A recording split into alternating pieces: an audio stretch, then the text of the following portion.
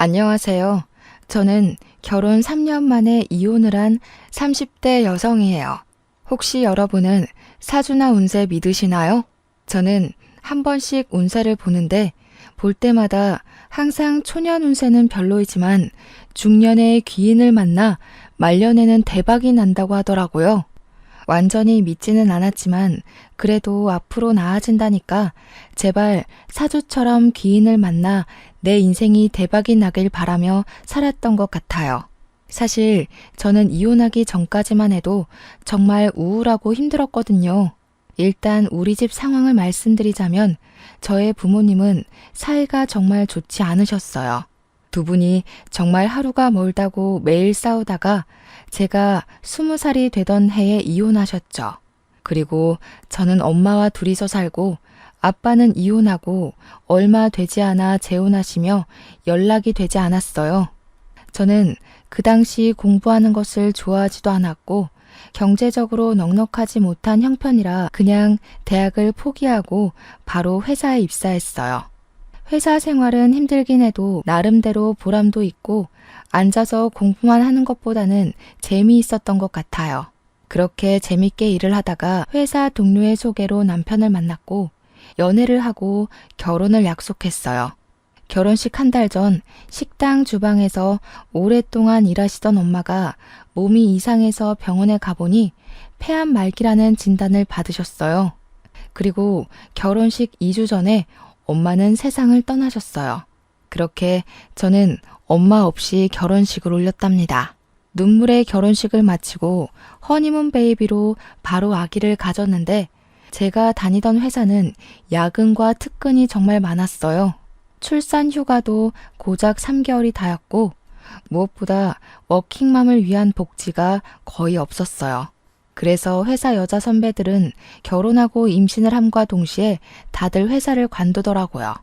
저 역시 어쩔 수 없이 회사를 관두고 집에서 제 아이 지민이를 키우며 살고 있었어요. 시간이 흘러 아이가 2살이 되자 저는 어린이집에 지민이를 보내고 간단한 아르바이트라도 구해보려 했지만 시간이 애매해서 마땅한 일자리를 찾지 못하고 있었죠.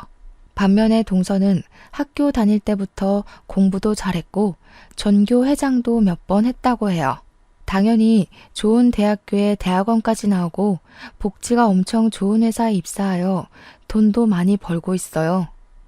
그래서인지 시댁에 다달이 용돈도 많이 드린다고 하더라고요.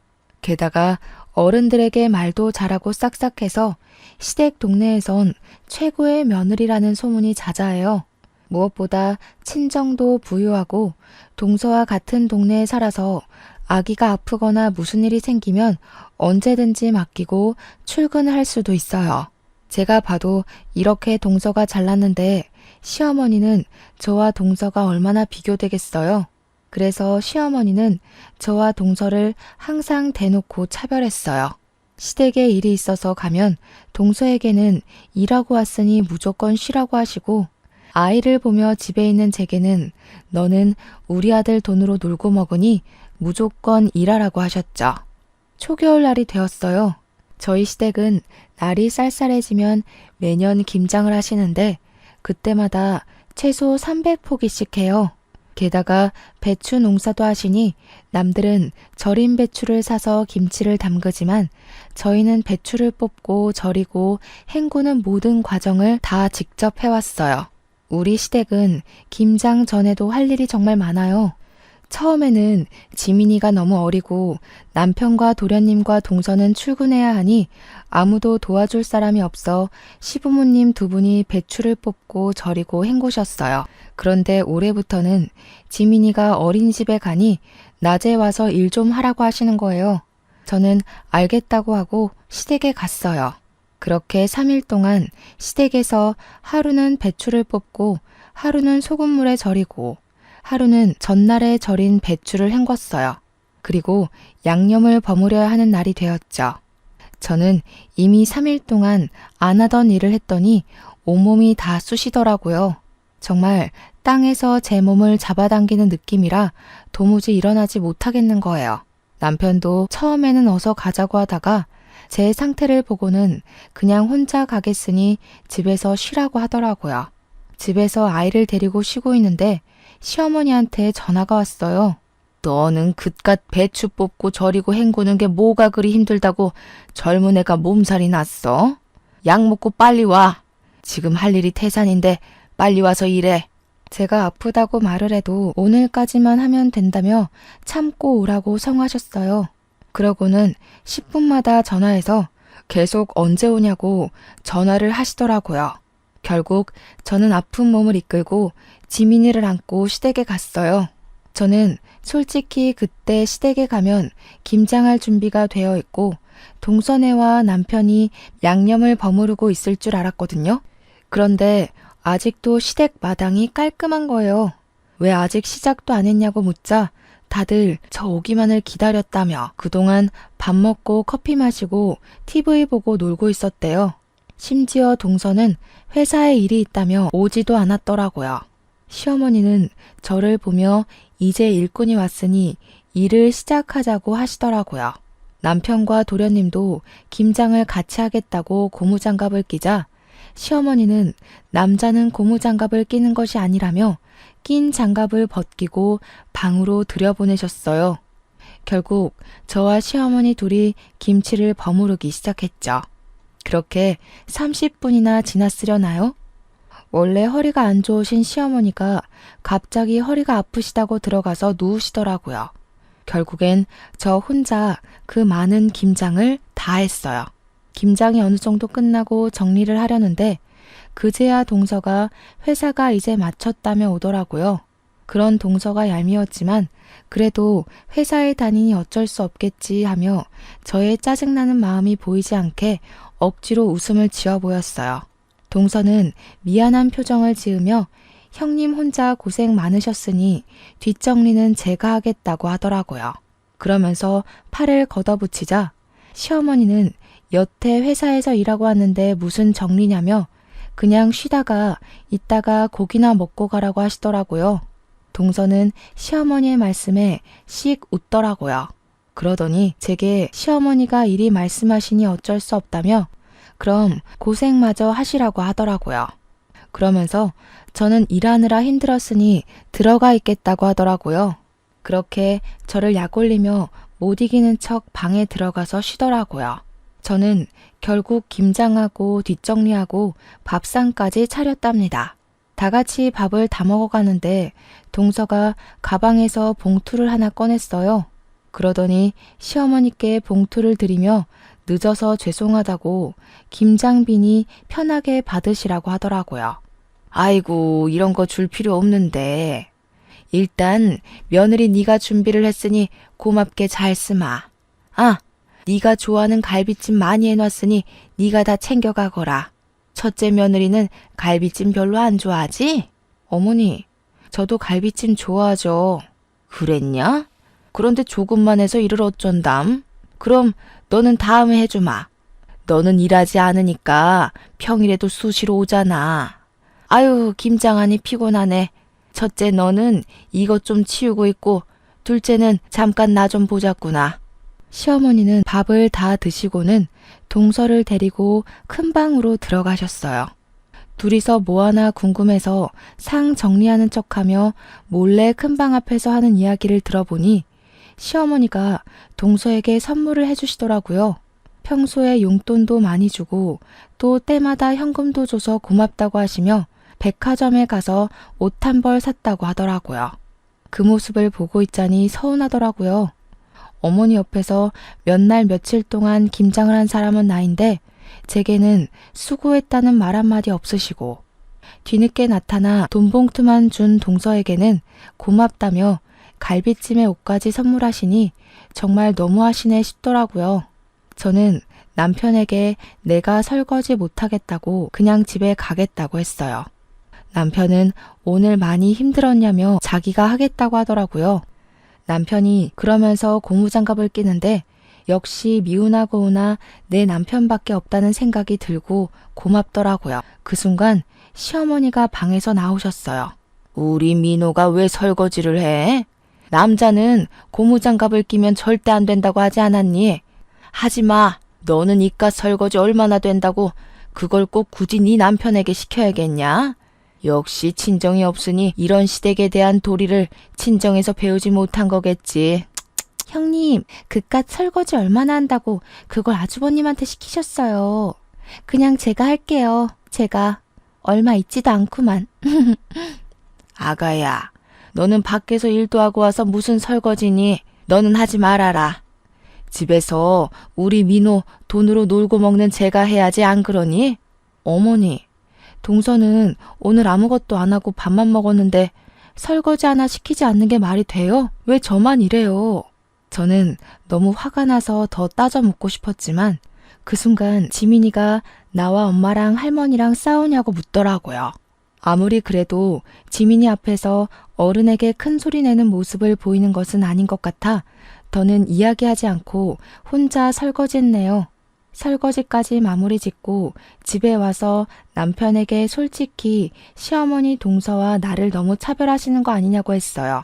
그러자 남편은 동서가 놀다 온 것도 아니고 일하고 왔는데 그냥 윗사람으로서 이해해주라며 저는 평일에 지민이를 보내놓고 쉴 수 있는데 동서는 평일에도 쉬지 못하고 일해야 하는데 힘들지 않겠냐고 하더라고요. 그러면서 이러한 상황들을 도련님이나 동서에게 대놓고 이야기하면 사이만 틀어진다고 그냥 제가 조금 더 고생하라고 얘기하더라고요. 남편 말을 들으니 저는 더 화가 나더라고요. 저는 남편에게 저의 솔직한 심정을 이야기했어요. 여보 말대로 나는 평일에 지민이를 보내고 쉬면 되기 때문에 시댁에서 일을 좀 더 할 수 있고 여기에 대해서는 나도 큰 불만은 없어. 그런데 시어머니며 동서며 도련님까지 모두 다 당연히 내가 나만 시댁의 모든 일을 해야 하는 사람처럼 인식하는 것이 기분이 나빠. 나는 여보랑 행복하게 살려고 결혼을 했지 당신 가족의 일꾼이 되기 위해 결혼한 게 아니란 말이야. 저의 이야기에 남편도 잠시 생각을 해보더니 제 마음을 이해하겠다며 앞으로는 절대 이런 일 없을 것이고 이러지 않도록 중간에서 잘하겠다고 하더라고요. 저는 그런 남편을 철석같이 믿었어요. 그 뒤로 시어머니가 몇 번 일이 있다고 부르셨지만 적당히 핑계대며 가지 않고 시댁과 거리를 유지한 채 나름 평화롭게 살았어요. 한 해가 지나 설이 되었어요. 시어머니는 설 전에 명절 음식을 장만해야 하니 장 보러 나오라고 하시더라고요. 장 보러 가는데 시간이 얼마나 걸리겠어 하고 가벼운 마음으로 나갔지만 한 짐 들고 집에 와서 정리하고 재료까지 손질하니 어느새 하루가 다 지나더라고요. 그리고 연휴 첫날 동서는 회사에 급한 일이 생겼다며 또 늦게 온다고 하더라고요. 남편은 전날 오랜만에 친구들을 만나 밤 늦게까지 술을 마셔서 술병이 났어요. 어쩔 수 없이 저와 시어머니 둘이서 음식 장만을 시작했는데 조금 하더니 시어머니는 또 허리가 아프시다고 누우시는 거예요.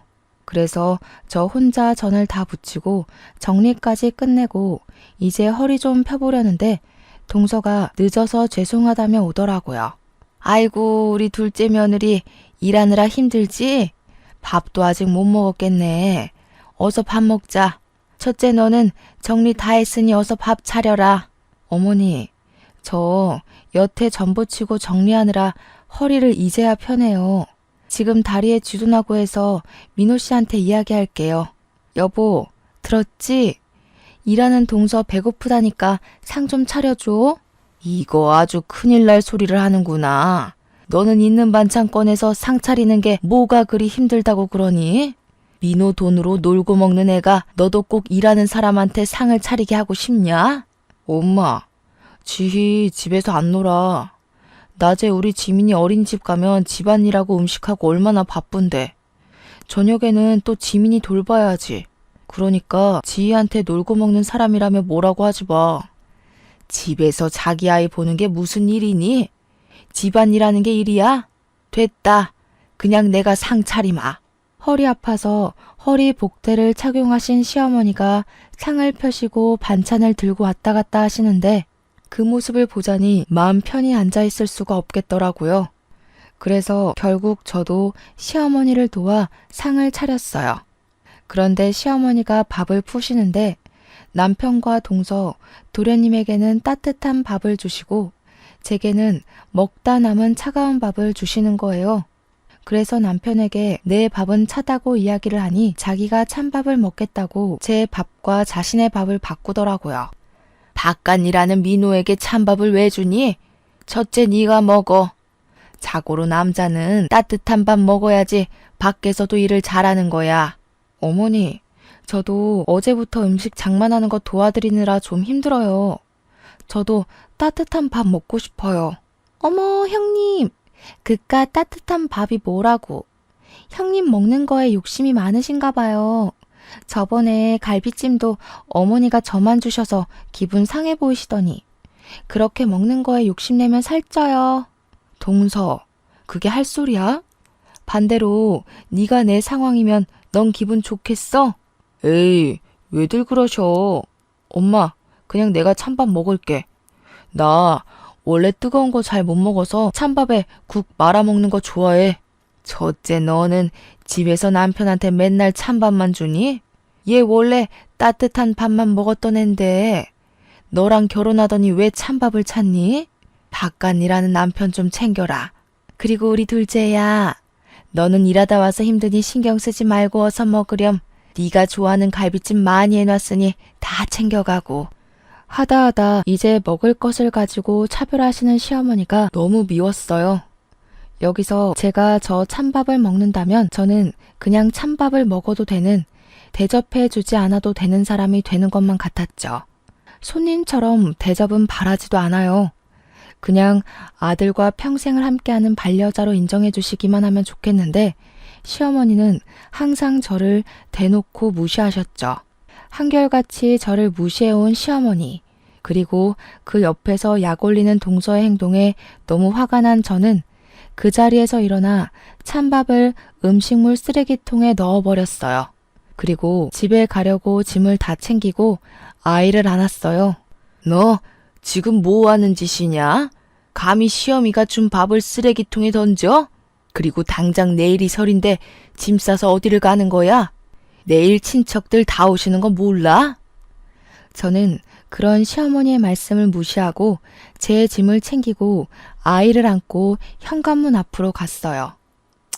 보고 배운 게 없으니 저러지. 찬밥이든 더운 밥이든 시어머니가 줬으면 그냥 감사합니다 하고 먹을 일이지. 그걸 가지고 성질은, 역시 우리 둘째 아가는 학벌도 좋고 친정도 부유하니 보고 배운 것도 많고 잘 자라서 시집 왔는데 쟤는 부모가 이혼해서 보고 배운 게 없으니 저렇게 행동한다니까. 어머니, 지금 제가 고작 밥 때문에 이러는 것 같아요? 제게만 찬밥을 주셔서 화도 났지만 정말 제가 화가 나는 것은 어머니의 차별 대우예요.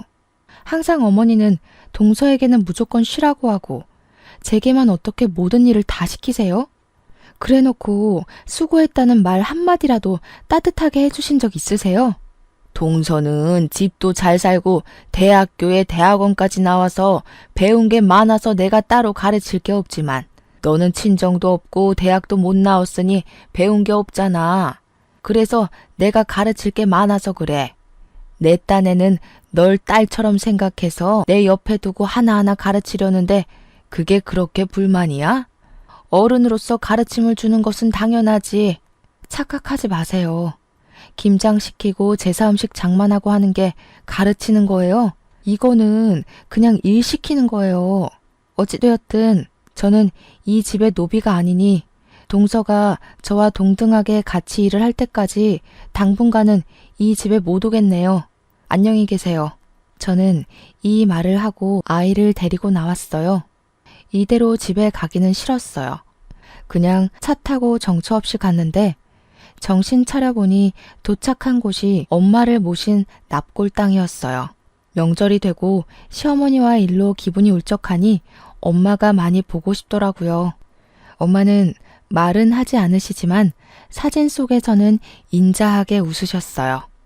꼭 잘 왔다고, 너를 기다리고 있었다고 이야기해 주시는 것 같았죠. 저는 그런 엄마를 보며 엉엉 울었어요. 제가 우는 모습을 본 지민이는 처음에는 다소 당황하는 듯 하다가 저를 꼭 안아주고 토닥여 주더라고요. 꼭 지민이의 몸에 우리 엄마가 들어와 저를 안아주는 것 같아 지민이를 안고 그렇게 한참을 울었네요. 울다 보니 어느 정도 답답한 속이 후련해졌어요. 그렇게 저의 마음의 짐을 엄마에게 내려놓고 다시 집으로 갔어요. 저는 제가 그렇게 시댁에서 나와서 남편이 집에 와 있을 줄 알았어요. 그런데 집은 텅 비어 있더라고요. 남편은 명절 당일에도 오지도 않고 연락도 없었어요. 연휴 마지막 날 밤늦게서야 집에 들어오더라고요.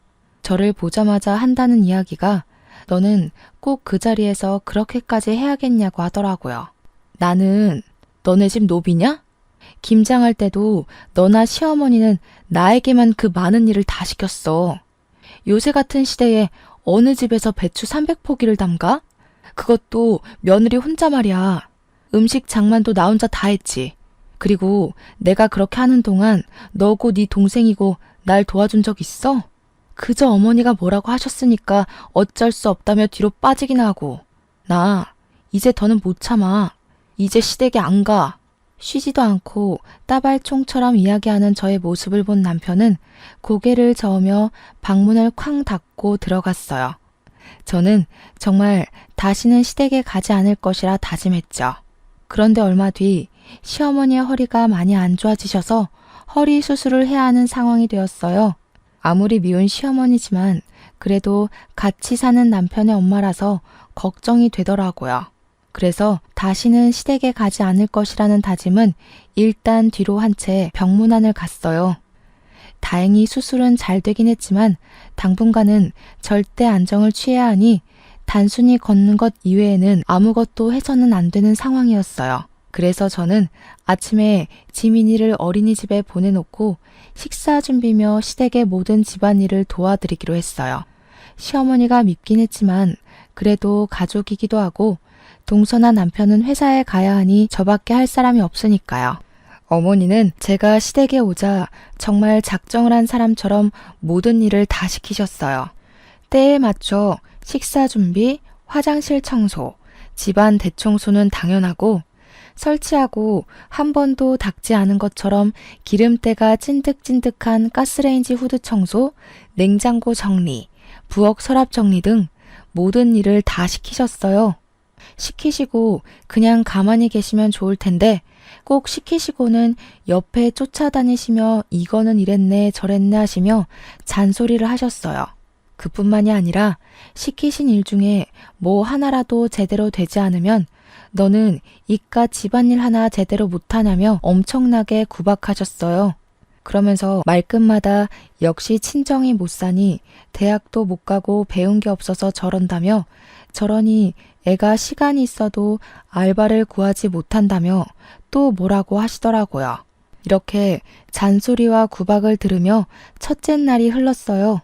다음 날, 전날 때 빼고 광내서 청소를 싹 했으니 오늘은 그냥 식사만 차려드리면 되겠다 싶어 갔는데 이번에는 제가 결혼하고 나서 한 번도 정리하지 않았던 창고를 정리해야 한다며 창고 정리를 시키시는 거예요. 창고를 정리하는데도 옆에 서서 잔소리하시고 구박하시고 제가 말을 잘 못 알아들으면 욕까지 하시는데 정말 아무리 허리가 아프신 시어머니라 해도 못 참겠더라고요. 그래서 그날은 퇴근하고 온 남편을 붙잡고 시어머니가 이렇게까지 청소를 시키시며 구박에 막말에 욕설까지 하셨다고 했어요. 그랬더니 남편은 제 말을 믿지 못하겠으니 녹음을 해놓으라고 하더라고요. 그래서 다음날 저는 핸드폰 녹음기를 켜고 시댁에 갔어요. 너 왜 이렇게 늦게 와? 아프고 늙은 시모 굶겨 죽일 참이야? 나쁜 년. 그리고 옷은 그 청바지가 뭐냐? 청바지 입고 어떻게 일할 거야? 너네 엄마는 시댁에 어떤 옷을 입고 가야 하는지 그런 것도 안 가르치고 죽었다니? 도대체가 내가 어디부터 어디까지 너한테 알려줘야 하는 거야? 일단 밥이나 차려. 밥 차리고 오늘은 저온 창고 싹 다 정리해라.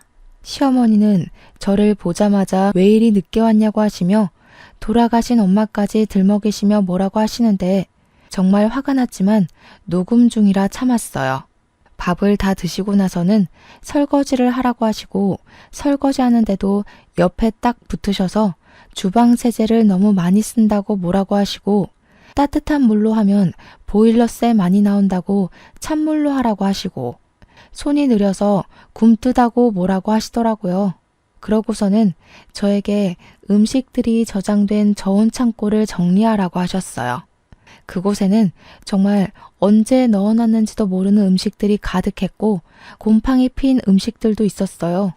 저는 모든 음식을 다 꺼내서 하나씩 확인하며 먹을 수 있는 음식은 다시 넣고 먹지 못하는 음식은 버렸어요. 열심히 하고 있는데 또 오셔서 제가 하는 행동 하나하나를 감시하시며 구박도 하시고 욕도 하시더라고요. 그러다가 제가 시어머니의 말을 잘못 알아들으면 멍청하다고 등도 때리시고 꿀밤도 때리시고 하셨어요. 중간중간에 그냥 가버리고 싶었지만 일단은 참고 녹음을 다 완료한 후에 고무장갑을 던지고 아무 말 없이 그냥 집에 왔어요. 집에 와서 온종일 녹음한 내용을 남편에게 들려주었어요. 제가 인격 모독을 당하고 욕을 듣고 딱 하고 맞는 소리가 들리는데도 남편은 몸이 좋지 않으셔서 예민해져서 그런 거고 힘없는 우리 어머니가 때려봤자 얼마나 아프겠냐고 그냥 넓은 마음으로 참아달라고 하더라고요. 저는 그런 이야기를 하는 남편에게 역시 가지는 개편이라며 세상에 믿을 만한 인간 하나도 없다고 하고 방에 들어갔네요. 다음 날 3일 연속 시댁에서 일했더니 온몸이 다 아프더라고요. 지민이를 어린이집에 보내놓고 쉬고 있는데 모르는 번호로 전화가 왔어요. 받아보니 옛날에 이혼해서 연락이 끊겼던 아빠였어요. 한때는 저와 엄마는 이렇게 힘든데 아빠는 재혼했다는 소식을 듣고 미웠지만 그래도 거의 20년 만에 내 가족에게 연락이 오니 반갑고 뭔가 든든한 내 편이 생긴 것 같은 기분에 반가워서 갑자기 눈물이 나오더라고요. 그렇게 울며 서로의 근황을 물었어요. 아빠는 조그맣게 회사를 차리셔서 사장으로 있다고 하셨어요. 그런데 엄마도 돌아가셨는데 제 번호를 어떻게 알았는지 물어보니 시아버지를 통해서 알게 되었다고 하시더라고요. 저는 아빠에게 시아버지랑 어떻게 연락을 했냐고 두 분이 아는 사이냐고 물었죠. 알고 보니 아빠가 10년 정도 전에 길을 가다가 뇌출혈로 쓰러진 적이 있었는데 그때 시아버지가 빨리 아빠를 발견해서 사실 수 있었다고 해요. 그 후 몸을 회복하신 아빠와 시아버지가 연락을 주고받고 지내셨대요. 그러면서 서로가 무슨 일을 하는지도 자연스레 알게 되셨는데 그 당시 시아버지는 사업이 잘 되지 않아서 회사가 거의 망하기 직전이었고 아빠는 동종업계에서 사업이 잘 돼서 돈도 많았고 좋은 거래처도 많이 알고 있었어요. 그래서 아빠가 자신의 목숨을 구한 은인이시라며 시아버지를 여러모로 많이 도와주셨다고 해요. 그때 인연이 지금까지 연결되어 지금은 호영호재하면서 지내는 사이라고 하더라고요. 얼마 전에는 두 분이 만나 술을 한 잔 드셨대요.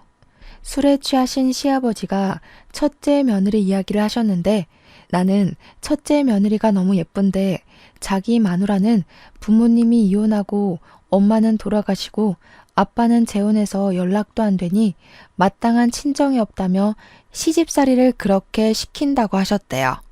도와주고 싶어도 자신은 회사에 나와봐야 하니 딱히 도울 수도 없고 그저 마누라한테 그렇게까지 미워하지 말라고 말하는 것이 전부인 이 상황이 답답하다면서요. 그러면서 시아버지가 아빠에게 첫째 며느리라며 사진을 보여주셨는데 제 사진이었대요. 아빠는 이 이야기를 하시며 엄마와 이혼한 후 매정하게 연락을 끊어서 네가 이렇게 힘들게 살게 된 것 같다며 미안하고 그동안 정말 고생 많았다고 하셨어요. 그러면서 제가 시집살이가 너무 힘들어서 이혼하고 싶다고 한다면 집과 일자리 정도는 마련해 줄 수 있으니 괜히 눈치 보며 살지 말라고 하시더라고요. 그래서 제가 그동안 시어머니의 막말, 무조건 시댁 편인 남편, 그리고 여우 같은 동서 때문에 갈라서고 싶은 적이 많았는데 지민이도 있고 경제적인 여건 때문에 억울해도 그냥 참고 살았다고 했죠. 그랬더니 아빠는 일단 사돈에게 인사를 해야겠다며 인사하러 갈 수 있게 날짜 좀 잡아달라고 하시더라고요. 저는 사실 얼마 전에 시부모님이 하도 저를 구박하시고 무시하셔서 한바탕 하고 영 끊었다고 했어요. 아빠는 그래도 사돈한테 인사는 드려야 하는 것이 도리니 꼭 날짜를 잡아서 알려달라고 하셨어요. 저는 아빠와 전화를 끊고 바로 시어머니께 전화를 드렸어요. 그리고 저희 친정 아빠가 연락됐는데 시부모님께 인사를 드리고 싶어 하시니 시간 될 때 알려달라고 했어요. 시어머니는 축하한다는 말은커녕 아빠가 뭐하고 사시는지부터 궁금해 하시더라고요. 그래서 아빠에게 들은 대로 그냥 조그마하게 회사를 운영하고 있다고 했죠. 그랬더니 시어머니는 요새 사업하다가 망하는 사람들이 많다던데 괜히 너네 아빠랑 인제 와서 연락돼서 우리 민호가 번 돈이 다 거기로 흘러가지는 않을까 모르겠다며 어쨌든 주말에 시간 비워둘 테니 오라고 하라고 하시곤 끊으셨어요. 애초에 시어머니의 축하는 바라지도 않았지만 그래도 어머니의 날이선 말투에 기분이 좋지는 않더라고요. 그리고 약속한 날 저는 거의 20년 만에 아빠를 만났어요. 제 기억 속의 아빠는 주름살이 하나 없고 머리숱도 많았는데 그날 본 아빠는 주름살도 자글자글하고 머리카락도 거의 없으셨어요. 저는 변해버린 아빠의 모습이 반갑기도 하고 그런 아빠의 손을 오랜만에 잡고 함께 시댁으로 향했어요. 시댁에는 동선의 부부도 있었어요. 아빠는 준비하신 과일 바구니를 건네시며 지희의 아빠 되는 사람이라고 하며 허리를 90도로 굽혀 인사하시더라고요. 시어머니는 그런 아빠를 보면서 떨떠름한 표정을 지으셨어요. 내가 허리가 아파서 음식을 하나도 못했고 둘째 며느리는 회사 다니느라 바빠서 주말에는 아무것도 못해요. 그래서 음식장만도 하지 못해서 음료수도 사둔 게 없네요. 그냥 맹물이나 한 잔 드세요. 저는 솔직히 상다리 휘어지게는 아니더라도 명색이 첫인사인데 간단한 다과라도 준비해 주실 줄 알았거든요. 그런데 이렇게 주스 한 잔도 없이 맹물만 주시는 시어머니 모습에 정말 온갖 정이 다 떨어지더라고요. 인제 와서 하는 얘긴데 첫째 며느리가 친정도 없고 본 적도 없이 자라온 애라서 가르치느라 너무 힘들었어요. 우리 둘째 아가는 친정도 부유하고 학벌도 좋아서 가르칠 것이 하나도 없는데 말이죠. 그래도 첫째 며느리를 딸처럼 생각해서 많이 가르쳤네요. 네, 딸처럼 생각해 주셨다니 감사하네요. 말씀대로 그동안 제 딸이 잘못 배웠으니 이제라도 제가 하나씩 가르치려고 합니다. 일단 돈 관리하는 것부터 가르쳐야 할 것 같아서 딸에게 건물 하나 주려고요. 건물이요? 얼마짜린데요? 거기 시세가 한 25억은 되거든요. 그 건물에 상가가 다 들어서 있고 안정적으로 장사를 하고 있으니 월세를 꼬박 받으면 한 달에 400만 원은 벌 수 있을 것 같더라고요. 회사도 안 다니는데 집에서 놀고 먹으면서요. 뭐요? 400만 원? 시어머니도 놀랐지만 저도 깜짝 놀랐어요. 순식간에 저는 조물주보다 높다는 건물주가 되어 매달 한 달 월급만큼의 돈을 받게 된다는데 이게 쉽게 믿어질 리가 없잖아요. 아빠는 그런 저의 손을 잡고 씩 웃으셨어요. 시어머니는 도대체 뭐를 하시길래 그런 건물이 있냐면서 명함이라도 있으면 달라고 하셨어요. 아빠가 명함을 건네자 시어머니는 아빠의 명함을 받고는 요즘 사업이 잘 안 되냐며 은근히 비꼬는 말투로 말씀하셨죠. 옆에 있던 동서도 형님 아버지신데 어느 회사 대표님이신지 궁금하다며 본인에게도 명함을 달라고 했어요. 그런데 동서가 건네받은 아빠의 명함을 보고 깜짝 놀라하는 거예요. 어머니, 여기는 시아버지 회사보다 규모가 더 큰 회사네요. 꽤 큰 회사인데 여기 대표님이시라고요? 저희 팀장님이 여기 회사 대표님의 조카라고 하시던데. 아, 지은이가 여기 둘째 며느님의 직장 상사인지는 몰랐네요. 또 이렇게 인연이 해결되네요. 시어머니는 그렇게 좋은 회사의 대표가 첫째 며느리의 아빠였냐며 재차 확인하시고는 다시 한번 놀라셨어요. 아빠는 그런 시어머니에게 당당하게 제가 이 회사의 대표라고 하시며 일단 오늘은 일이 없으니 가봐야 할 것 같다고 하시고는 자리에서 일어나셨어요. 저는 아빠를 보내드리고 다시 시댁으로 왔어요. 어느덧 저녁 6시. 저녁을 먹을 시간이더라고요. 어머니, 벌써 저녁 6시인데 저녁 식사하셔야죠.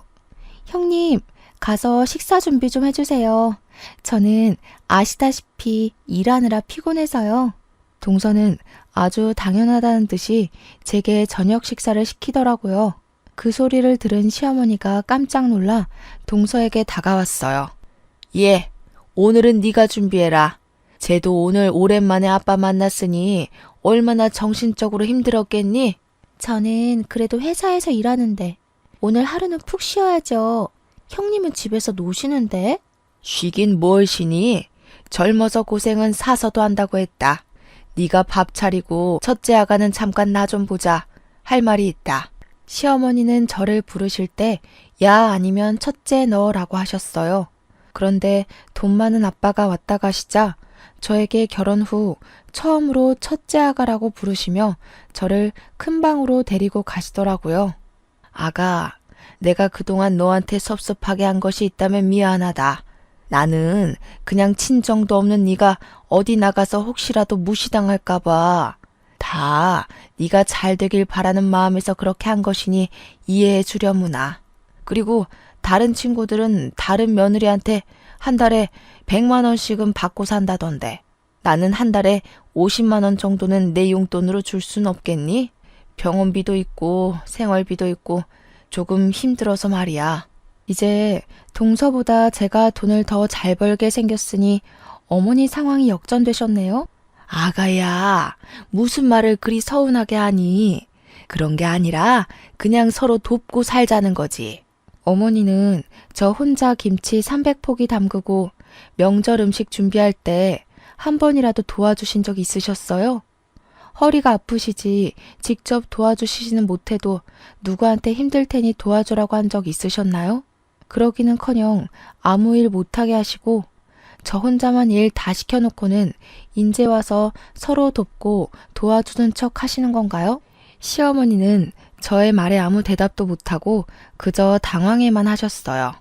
어머니, 저는 어머니의 말씀대로 본 것도 없이 자라서 서로 도우며 사는 거 뭔지 잘 모르겠네요.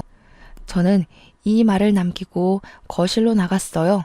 부엌에 가보니 동서는 입술이 삐죽 나와서 저녁 준비를 하고 있더라고요. 저는 그동안 얄밉게 말하는 동서에게도 한마디 했어요.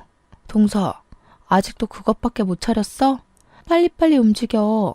이러다가 내일 밥 먹겠어. 하긴 뭐 네가 회사를 한답시고 집안일을 해봤어야 알지. 형님, 지금 돈 많은 아빠 있다고 유세 떠는 거예요? 너도 그동안 회사 다녀서 돈 번다고 유세 부렸는데 나는 그러면 안 된다니? 그리고 어머니, 용돈은요? 용돈은 학벌 좋고 친정도 부유한 동서한테 받으세요. 전 이혼하겠습니다. 더는 이 집에 노비처럼 못 살겠어요. 노비라니. 나는 너를 맹세코 단 한 번도 그리 생각한 적 없다. 정말 딸처럼 생각했어. 딸처럼 생각하셔서 찬밥 주시고 먹는 거로 차별하시고 맨날 저에게만 그렇게 일을 시키셨어요. 무슨 말이 안 되는 소리를 하셔야죠. 저희 갈라서겠습니다. 여보, 왜 그래? 그게 무슨 소리야? 이혼이라니. 우리 다시 잘해보자. 이제 장인어른도 계시고 혼자 어디를 가려고. 장인어른? 너 이제 이혼해서 마누라도 없는데 네가 장인어른이 어딨니? 그리고 내가 우리 아이 챙겨서 갈 거야. 나갈 때 있으니까 내 걱정은 말고. 저는 그렇게 지민이를 안고 그 집을 나왔어요. 남편과 시어머니는 갑작스러운 저의 이혼 선언에 황당해하며 저를 붙잡았지만 이미 마음이 확고해진 저는 미련 없이 그 집을 떠났어요. 그리고 아빠가 마련해 주신 새로운 보금자리로 갔어요. 다음 날 저는 근처 신경정신과에서 시댁의 스트레스로 인해 정신적인 피해를 보았다는 처방전을 끊었어요. 그리고 이혼 서류를 작성해서 처방전과 함께 시댁에 퀵으로 보냈죠. 잠시 후 시어머니한테 전화가 오더라고요. 무슨 이혼 서류야? 정말 이혼할 거야? 네, 어머니. 저 이제 그 집에서 더는 노비 생활 못해요. 이혼하겠어요. 이제 둘째한테도 일 시키고 할게. 우리 아들들한테도 일 시킬게. 그러니까 제발 마음 풀고 같이 살자. 저 지민이는 혼자 어떻게 키우려고 그래. 제 걱정하는 척 하지 마세요. 제가 알아서 아주 멋지게 잘 키울 거예요. 어머니가 이렇게 부탁하셔도 저는 이미 마음 정했고 이혼할 겁니다, 반드시. 그깟 일 조금 시켰다고 이혼이 어디 쉽게 될 것 같아? 어머니 허리 아프셨을 때 막말하셨던 거 제가 다 녹음했고요. 지금 병원에서 시댁 스트레스로 인해 정신적으로 피해받았다는 내용의 처방전까지 받았어요. 그리고 아빠 회사의 법무팀 팀장님과 친한 변호사가 이혼소송 전문 변호사래요. 그래서 이혼해주지 않으시면 그곳에서 이혼소송 진행하려고요. 시어머니는 저의 확고한 대답에 살아생전 너같이 독한 년은 처음이라며 온갖 욕설을 퍼붓고는 끊으셨어요. 이어서 남편에게도 전화가 오더라고요. 네가 원한다면 나 우리 가족과 영 끊고 살게. 그러니 제발 이혼은 하지 말자. 같이 살자. 너 내가 그렇게 시댁에서 호되게 당할 때 너는 항상 너네 엄마 도련님 동서 편만 들었어. 그런 네가 잘도 그러겠다. 됐고 이제 이혼이야. 차마 행복하게 잘 살라는 말은 못 해주겠다. 이혼 서류 잘 작성해서 내일 법원 앞으로 와라. 안 오면 소송할 거야. 저는 이렇게 남편과 이혼을 했어요. 이혼 후 저는 지민이와 함께 살며 아빠의 회사에 취직했어요. 아빠의 회사는 원래 블라인드 면접으로 사람을 채용하는 곳이라 제 학벌이 낮아도 전혀 문제가 되지 않았어요. 게다가 회사의 복지가 정말 좋아서 사내 어린이집이 정말 잘 되어 있더라고요. 제가 퇴근할 때까지 마음 놓고 지민이를 맡길 수가 있었죠. 저는 지금도 충분히 행복했고 아빠라는 존재가 있는 것 자체만으로도 너무 감사했어요. 그래도 아빠는 유일한 핏줄인 제게 회사를 물려주고 싶다면서 공부를 하라고 하시더라고요. 아빠의 강권에 다시 공부도 시작했어요. 워낙 공부에 재능이 없던 저이지만 그동안 학벌이 낮다고 무시하던 전 시모의 얼굴을 생각하며 내가 꼭 잘 돼서 복수한다는 마음으로 눈에 불을 켜고 공부하고 있네요. 결혼 후 제게 전혀 도움이 되지 않는 사람이라 여겼는데 이렇게 제게 도움을 주기는 하네요.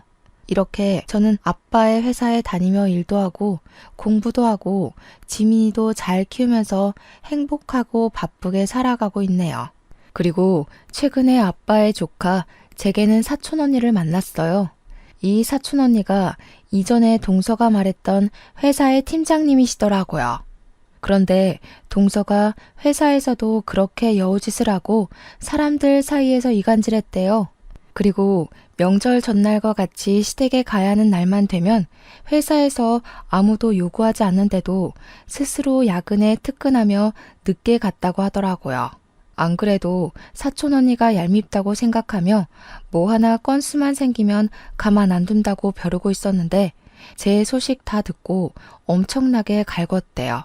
그래서 지금은 회사에 사표 내고 백수가 되었네요. 그리고 예전에 저처럼 맨날 시댁에 불려가서 일한다고 하더라고요. 그 소식을 들으니 얼마나 통쾌하던지요. 전 남편은 아이에게 아빠를 보여줘야 하니 한 달에 한 번씩은 보고 있어요. 전 남편은 그때마다 다시 합치자고 하지만 솔직히 제가 뭐가 아쉬워서 합쳐요. 월급 잘 나오죠? 아빠 덕에 건물주가 되어서 상가 월세도 적지 않게 나오죠. 게다가 회사의 복지도 좋아서 지민이 걱정 없이 마음 편히 일도 할 수 있는데요. 지금 사는 집도 크지는 않지만 대출도 없고 저와 지민이 둘이서 살기 딱 적당하거든요. 남편이 그런 소리 할 때마다 저는 너희 엄마와 너 동서 생각만 해도 치가 떨리니까 헛소리 짓거리지 말라고 한마디 하네요. 제가 사주를 볼 때마다 중년의 귀인을 만나 말년에는 대박이 난다던데 제 인생의 귀인이 바로 아빠였나 봐요. 아빠를 만난 뒤로 모든 고민 걱정거리가 다 해결되고 요새는 지민이와 함께 즐겁고 바쁘게 살고 있네요. 정말 이게 꿈인가 싶을 정도로요. 지나온 날들을 돌이켜보면 결혼 전에도 결혼 후에도 정말 많이 힘들었던 것 같아요. 그래도 귀인을 만나 이제는 행복에 이르렀으니 이 행복이 쉽게 꺼지지 않고 평생 유지될 수 있도록 노력하며 살아야겠다는 생각이 드네요. 그래서 먼 훗날 하늘나라에서 가서 보고 싶은 우리 엄마를 보면 나 이렇게나 잘 살아왔다고 자랑할 수 있는 당찬 딸이 되고 싶네요. 저의 긴 사연 들어주셔서 감사합니다. 모두 행복하세요.